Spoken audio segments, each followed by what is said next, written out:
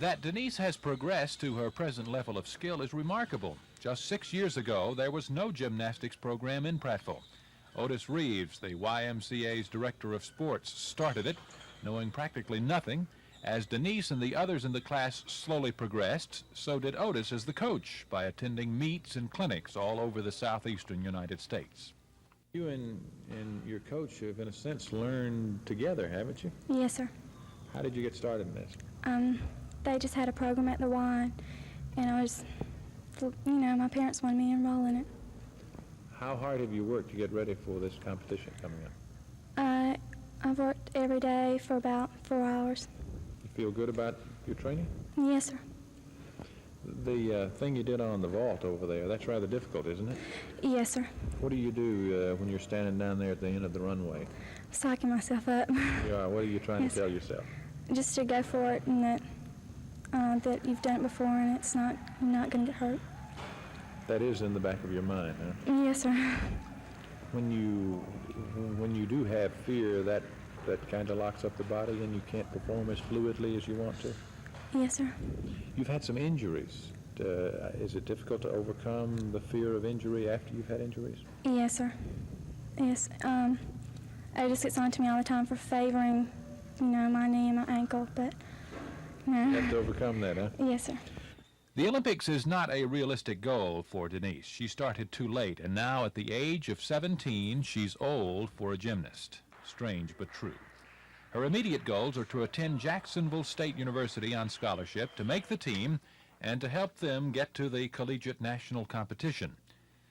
But for Otis Reeves and the young gymnasts at the YMCA, she leaves a legacy. She has made it at least a possibility that some young lady can come out of Prattville to achieve national or perhaps international recognition in the sport of gymnastics. Today, several former agents of Union National told the court how they were trained. They said they were trained to sell only to poor rural blacks and to ask only vague questions about the potential client's health. When asked about his experiences, former Union National agent Court Halstead told the court that he would never ask the specific questions on the policy's health form, only questions like, and I'm quoting now, "Have you been sick lately?" Halstead said if the person answered no, that he would write no in all the other slots on the form. Several other former agents told the jury the same thing about the health forms. Attorney Walter Chandler asked Halstead if he had ever falsified a Union National medical form. Yes, he said. One client told him he had a severe heart condition. Halstead said he called the district manager of the company, and he said the manager told him to go ahead and write the policy anyway. One former agent for the company who now lives in Selma, Cleo Mann, said that he quit his job at Union National because he didn't like the way he had to sell policies to poor people who couldn't really afford it. This is Norman Lumpkin, WSFA TV News at the federal court. Dahlbehr says the proposed $30 million insurance package will cut non-tenured teachers and support personnel's jobs, which will directly affect the students themselves. The 650,000 students, school employees, and all the citizens of Alabama will pay through the nose for Hubbard's petty and selfish actions. Students will return to even more crowded classrooms in the fall with too few teachers. School buildings will not be clean, and hot, well-balanced lunches will be a luxury our children had in the good old days. Dahlbehr says the area of food services is especially hard hit and is now aggravated by federal funding cutbacks. He predicts Montgomery alone will lose 75 teachers and between 100 and 125 support personnel in the next school year. On the other hand, AEA Executive Secretary Paul Hubbard says his request for medical benefits is a reasonable and responsible way for school employees to cope with 12% inflation. Dr. Hubbard adds that Dahlbehr's criticisms are becoming an annual occurrence to seek publicity for his organization. Jane Matheson, WSFA TV News. Diane Wade.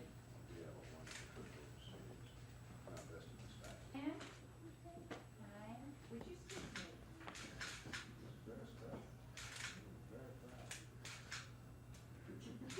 me? What do you want to be when you grow up? All right, the cassette players and also the certificates, your cassette. Anita Armstrong, where? Carlene Hagler,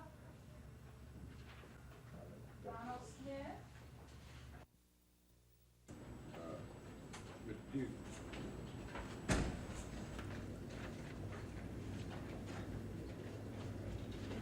Mr. Duke, if you're a fan, we'll be interested. Mr. Weiss, I understand you're an engineer. That's correct. Are you a gas engineer? No, I have approximately 40% of the, I perform depreciation studies, planning. The Lord is your guardian. He is your beloved. He is your defense. I do not know what I think. I do not know what I feel.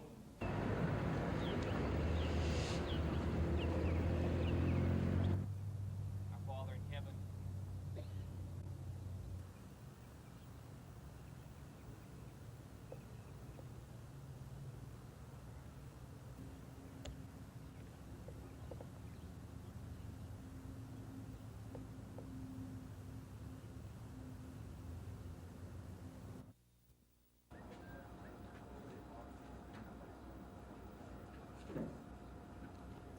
Above here, it'll give them something to breathe on, and there's ice to cool it down in there. How long do they expect it to let out?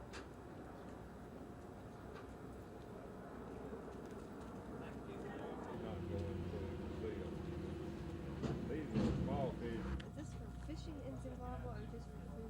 What's the time from here over there? About 60 hours is what they're looking at back. So they've got 60 hours of oxygen in there? Well, they've got more than that.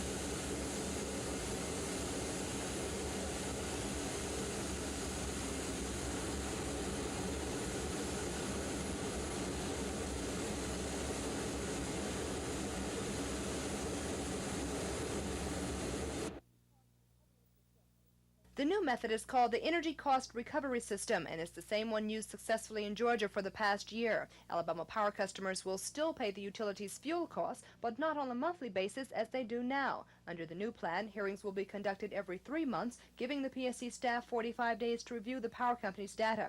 Under the current monthly plan, the PSC has only 5 days. The new plan becomes effective July 1st and will be tested for a year. PSC staff analysts favor the new plan. The staff will have an opportunity to have input into the estimates of the company and will have ample time to review the estimates upon which that fuel recovery cost is predicated. And we will be conducting very thorough and very detailed inspections and investigations and audits, and we will be making recommendations to the commissioners as to what the energy cost recovery factor should be. Power Company Representative Chris Conway says Alabama Power will work with the new plan, although they objected to the one-day hearing. We contended that the Commission's motion to change that did not give the company proper notice. We still contend that legally it did not give the company proper notice for a change in that procedure. However, we did agree to work with the Commission and develop this new fuel recovery plan as they asked to. Kim Davis, WSFA, TV News. Under the new plan, PSC staff members will have 45 days to review Alabama Power's figures, make recommendations on what the proposed fuel adjustment charge should be, and have more input during the hearings. The staff doesn't have that much say-so under the existing system. Staff members say they favor the newly adopted plan, and so does Commission President Billy Joe Camp, who moved to abolish the current system. He says one of the major advantages under the new plan is that the energy adjustment factor is no longer automatic. It's considerable mistrust in Alabama with the present automatic fuel adjustment feature. And for this commission to continue to embrace that automatic adjustment, in my opinion, would be embracing the procedures that brought about that mistrust and frustration on the part of the consumers of this state. Therefore, I feel that we are on very firm legal grounds to make a change in the procedure which stops the automatic adjustment. There's nothing automatic in this new procedure. The new energy cost recovery system becomes effective July 1st. Kim Davis, WSFA, TV News.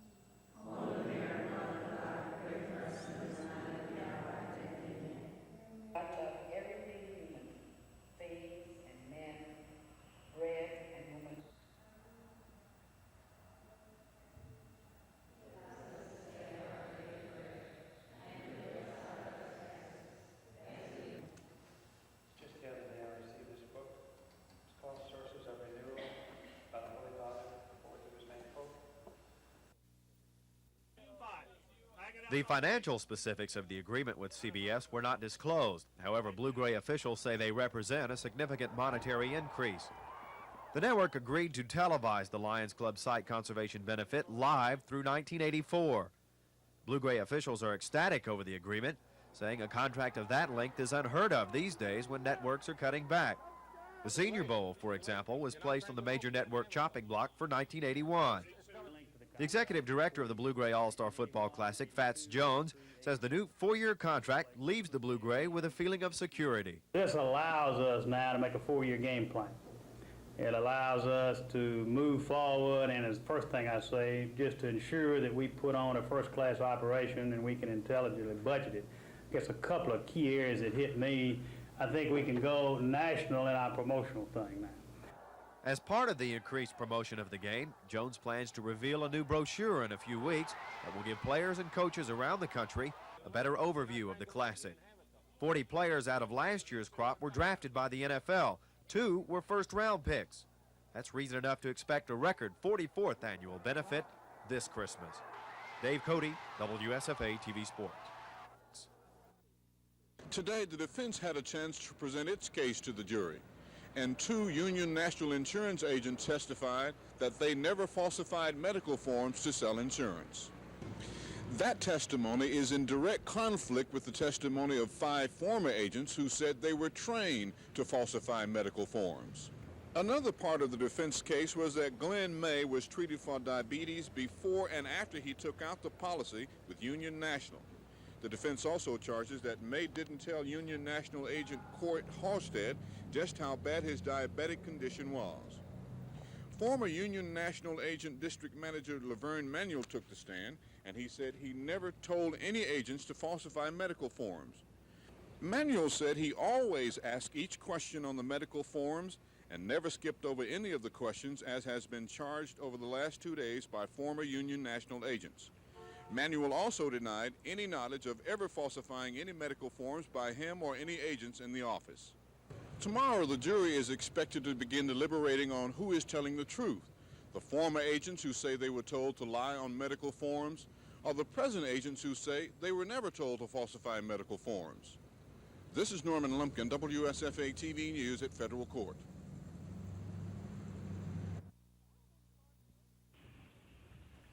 The Alabama Farm Bureau reports that it costs about 48 cents a pound to produce pork, but the 6-month-old, 240-pound market weight pig only sells for about 40 cents a pound.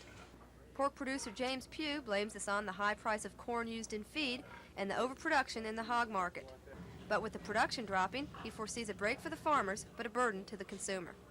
This fall, I look for hogs to be on up around 50 cents, and if it is, it's going to reflect it in the price of pork in the grocery store. So. Although the price of pork is low to the farmer, consumers have seen little change in its price on the grocer's shelf. There are a lot of costs along the way. There's transportation costs and packer costs, and even cost of display in the supermarket to the consumer. McGoy adds that some bargains can be found in pork, and buying it now will keep the farmers in business and stabilize prices. Jane Matheson, WSFA TV News.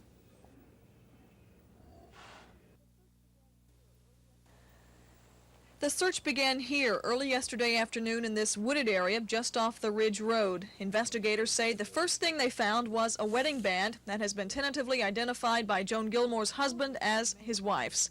A state official says the bones were scattered in a 200-yard area. He says the skull was left intact, but animals had probably scattered most of the bones.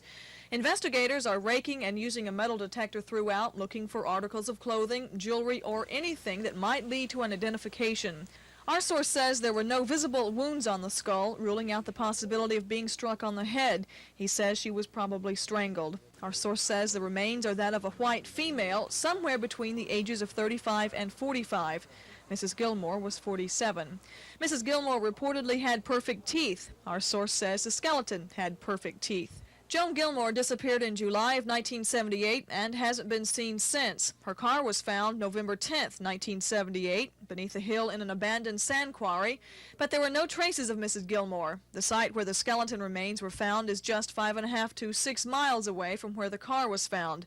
The skeletal remains are now in the state toxicologist's office, where he's continuing to examine the bones. Investigators say a positive identification may be made very quickly, or it could drag on for weeks. But for now, investigators say all clues lead to Joan Gilmore, a librarian at Jeff Davis High School, last seen at Jackson Hospital 3 years ago.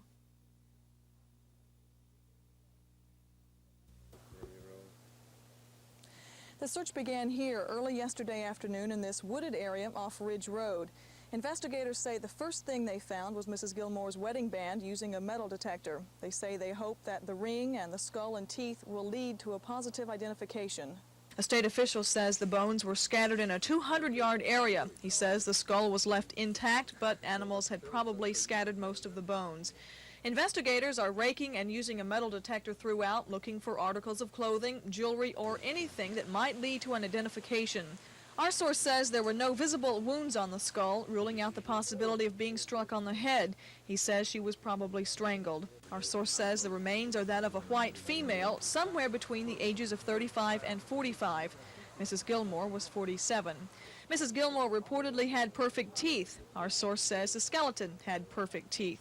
Joan Gilmore disappeared in July of 1978 and hasn't been seen since. Her car was found November 10th, 1978, beneath a hill in an abandoned sand quarry, but there were no traces of Mrs. Gilmore. The site where the skeleton remains were found is just 5.5 to 6 miles away from where the car was found.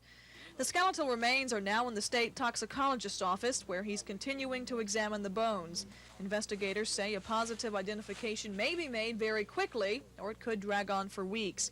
But for now, investigators say all clues lead to Joan Gilmore, a librarian at Jeff Davis High School, last seen at Jackson Hospital 3 years ago. Gina Gregory, WSFA TV News, Greenville. Tonight's reception is the first time an Alabama governor has had a state function to recognize Israel's anniversary. Many of the guests include members of the Jewish community and fundamentalist Christians like evangelist James Robinson. For the occasion, Mrs. James has decorated the mansion with Jewish symbols, including a giant blue Star of David floating in the swimming pool, and musical entertainment provided by the Alabama Symphony Orchestra and a Jewish band from Philadelphia. During the ceremony, Governor James exchanged flags with the Minister of Information from the Israeli Embassy in Washington. Members of the governor's staff are concerned that some may attach political and religious implications to the occasion, but Mrs. James' assistant, Molly Moore, says the reception is no different from any other state function. She says Mrs. James planned it because she felt the Jewish community should be recognized on the Jewish equivalent to the 4th of July. Cassandra Taylor, WSFA TV News. People who know baseball in Montgomery will tell you they are eternally optimistic that pro ball will return to Patterson Field. But they'll also tell you the chances of that aren't so good. They say the atmosphere isn't right, that there's too much competition to adequately support pro ball in Montgomery. Lack of support is what sent the Rebels scurrying off to Birmingham. The team, now called the Barons, isn't playing any better, but fan attendance is up. The Barons will have drawn 60,000 by the end of this month. The team drew 80,000 all last year in Montgomery. Pro baseball is a business. Prospective owners look at things like population. They figure they can get 5% of the metro area. 5% of Birmingham's 1,200,000 metro is far better from a financial standpoint than Montgomery's 200,000 metro. The Barons, like the Rebels, are Detroit's AA farm club. I've been told Montgomery could support a single-A club. In any case, the Public Athletic Board intends to continue operating Patterson Field. 34 high school and college baseball games were played here this spring, and the Central Alabama Amateur Baseball League has leased the stadium on weekends. So baseball is still alive and well in Montgomery, but we'll just have to do without those Rebel dogs for a while. At Patterson Field, Dave Cody, WSFA TV Sports.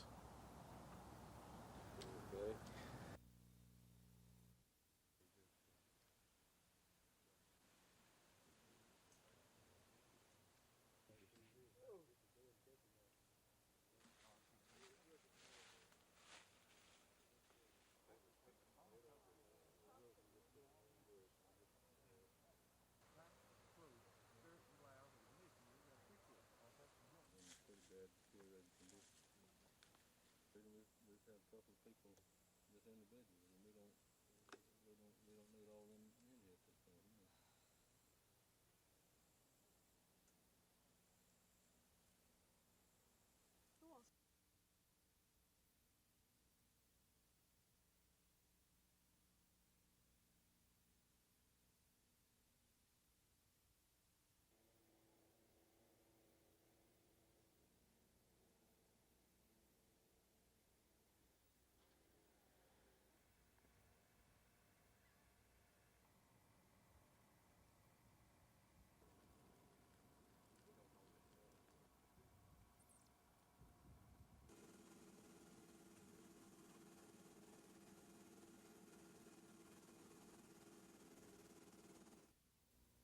WSFA at the present time.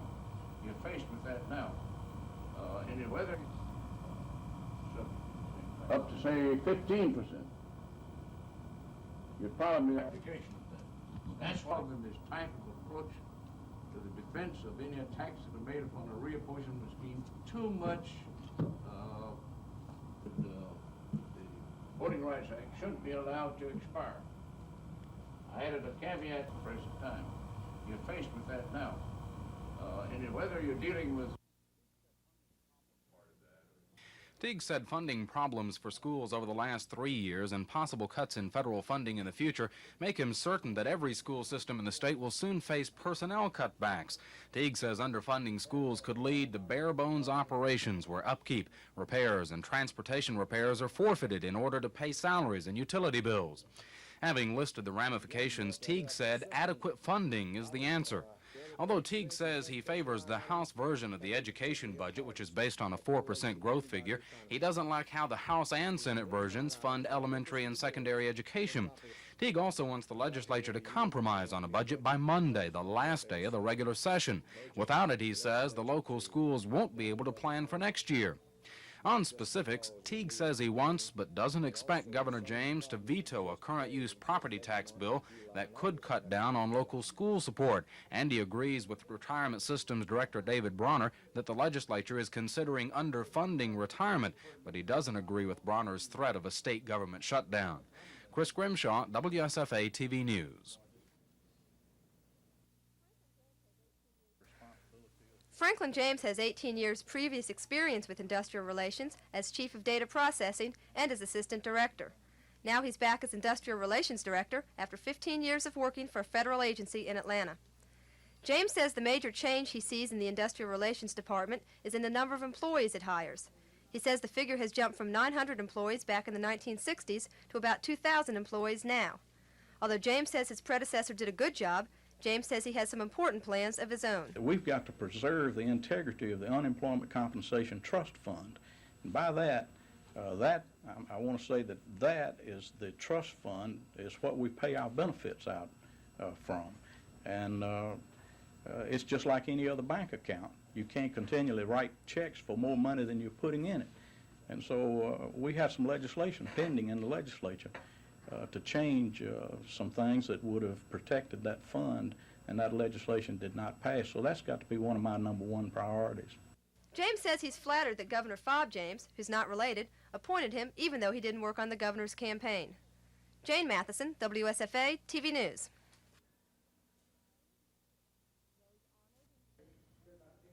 Those honored include 20 outstanding men and women from each major military, active, reserve, and National Guard units, as well as ROTC cadets from the state's colleges and universities.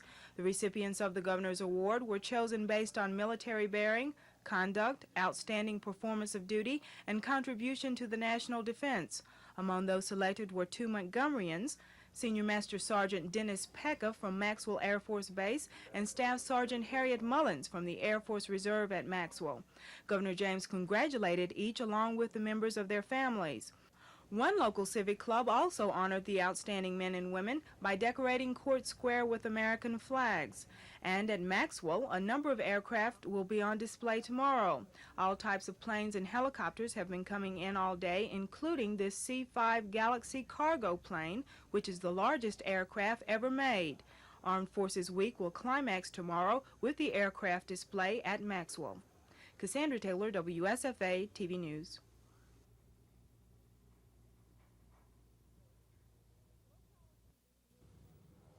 Low-power TV is just that. Stations set up to service small areas such as 15 miles or even 10 city blocks. The purpose is to service the broadcasting needs of the community legitimately. The programming is up to each station. Well, it's not technologically unique.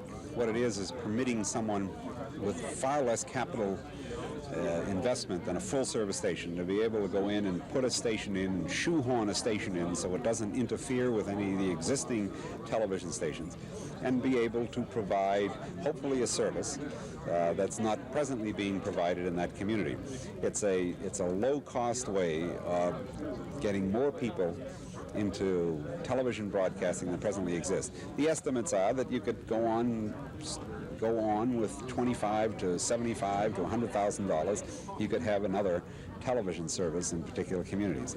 Ferris says the low power stations wouldn't interfere with the full power stations in the area, but the rule forbidding multiple ownership would still be in effect. Ferris says the FCC is only taking 15 applications for now, but after those are processed, they'll consider more. Gina Gregory, WSFA TV News. Fishing. Barbecue and fish dumplings.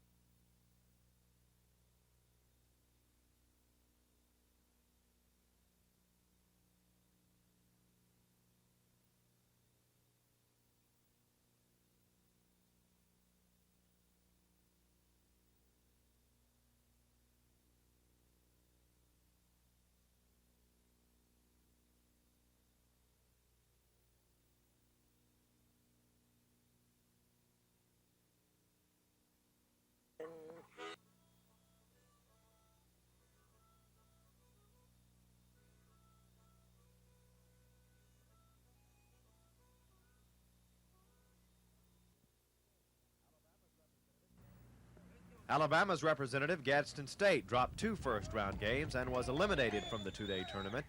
The Confederates lost to Georgia's DeKalb South Junior College 7-2 in a morning game. Gadsden State starter and loser was David Walker, who brought a perfect 10-0 record into the regional tournament. Another Confederate pitcher, David Curl, also suffered his first loss of the season in today's second game against Miami-Dade South of Florida. Curl, like Weaver, was unbeaten in 10 regular season games. The winning Jaguars erupted for 5 first-inning runs this afternoon. Gadsden State rallied for 4 runs in the second inning, but Miami-Dade South put the game away late, Adolfo Gonzalez scoring here on a wild pitch by Curl. The Jaguars, who resemble the New York Yankees in their pinstripe uniforms, have a strong-armed catcher in Nelson Santovania. The all-district player nailed Gadsden State's Greg Vinson here. Santovania had a tough time at the plate, though, going 1 for 5 this afternoon. Jaguar pitcher George Rees gave everybody a scare when he was spiked in the heel while covering first on a ground ball. Rees stayed on the mound but limped noticeably the rest of the way. Miami-Dade and Georgia's DeKalb South will battle it out for the region title tomorrow at 1 o'clock. Dave Coach.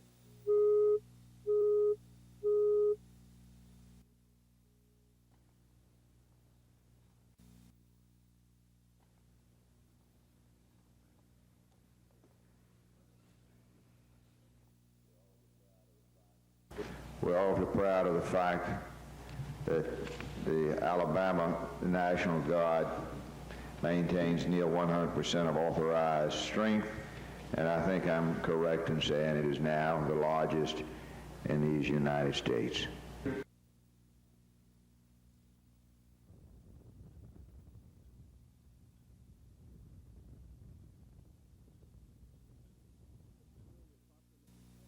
It took the jury approximately 45 minutes to reach a verdict, and they awarded Mrs. Esther May $103,000.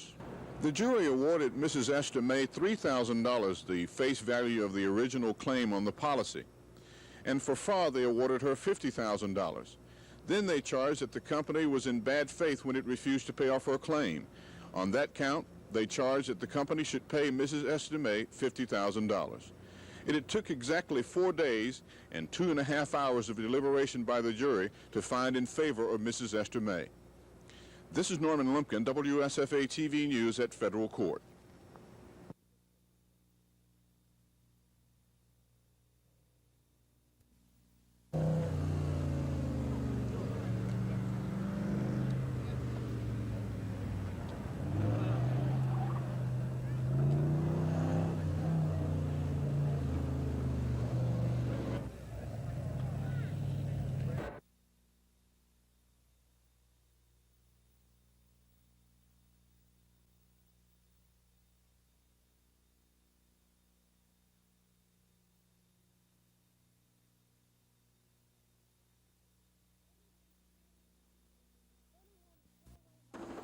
Birmingham's Caraway Lifesaver 1, equipped with an emergency physician, critical care nurse, and surgical kits, touched down in Montgomery today as part of the Emergency Medical Services Conference. The hospital-operated ambulance in the sky is the only one in Alabama, and it serves an area 150 miles from its Birmingham base. Officials say the new air emergency service is designed as an inner hospital, transporting trauma victims from highways and interstates. Officials say trauma, better known as accident or injury, is the leading killer of Americans under the age of 40. But with this new air ambulance, officials say they can treat and transfer victims in the critical hours after an accident. Officials say the emergency flight service is also designed to extend smaller hospital facilities in outlying areas in the state, as well as assist in area disasters. Medical officials say the helicopter has the necessary equipment for the medical team to perform operations in a parking lot if need be, before transporting a victim to a hospital. The helicopter costs $600,000, but officials say it's worth any price to save lives. Kim Davis, WSFA TV News. Presentation of our speaker, the go home and come back in their place. Graduating class of Alabama State University. Life and pray to see this day come. To the many other language who represent this area.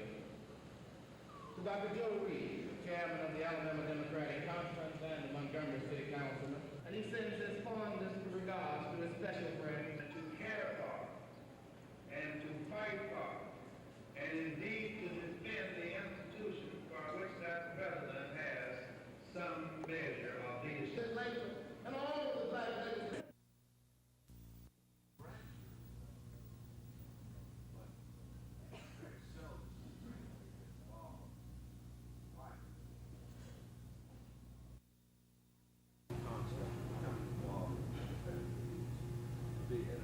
Okay, but just in the general course of dealing. And naturally, our input would be in a concentrated effort through prosecution and criminal law enforcement as a deterrent, to slow down or reduce the incidence of family abuse, at the same time to help rehabilitate the victims of family violence and domestic abuse. District Attorney's Office is more concerned with the rehabilitation and the help of the victim than that of the defendant. Keeping the relationship together is his belief that she may go back to the shelter. And that, I think, very great.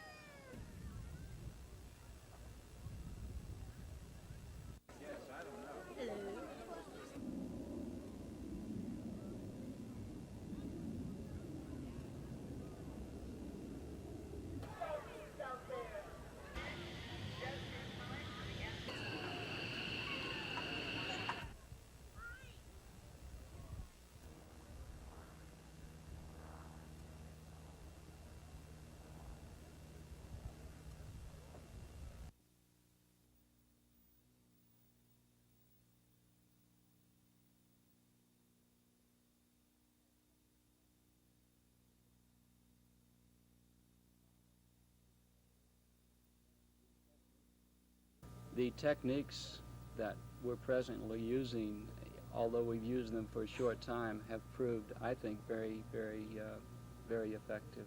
so far. Now, we have no longitudinal studies to prove that these new behaviors are going to last, although the battering seems to have stopped. I think very great.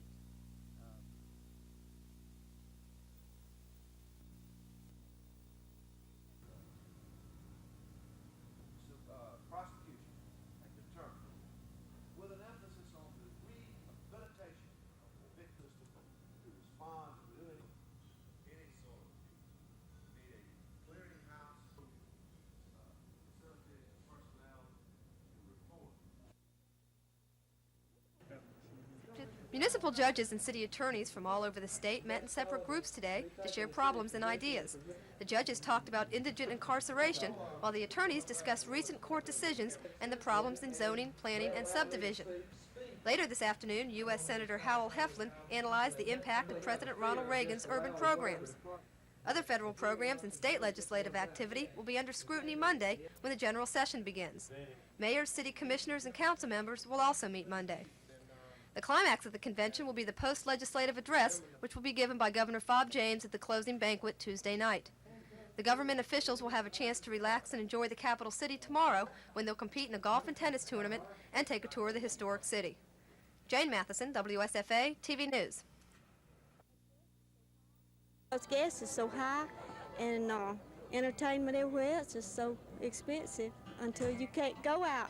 People with a family, so we decided we'd bring it to them. We're not promoting anything. We're not, we have cold drinks here if anybody wants them, but we're not, trying to sell anything.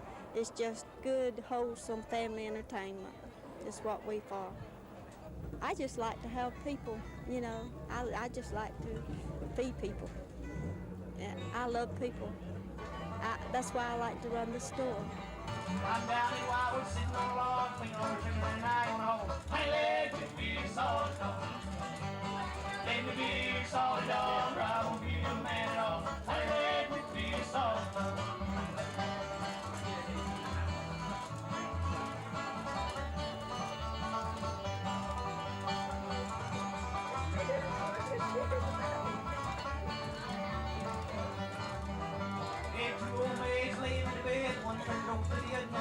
Honey, let me be your solid dog.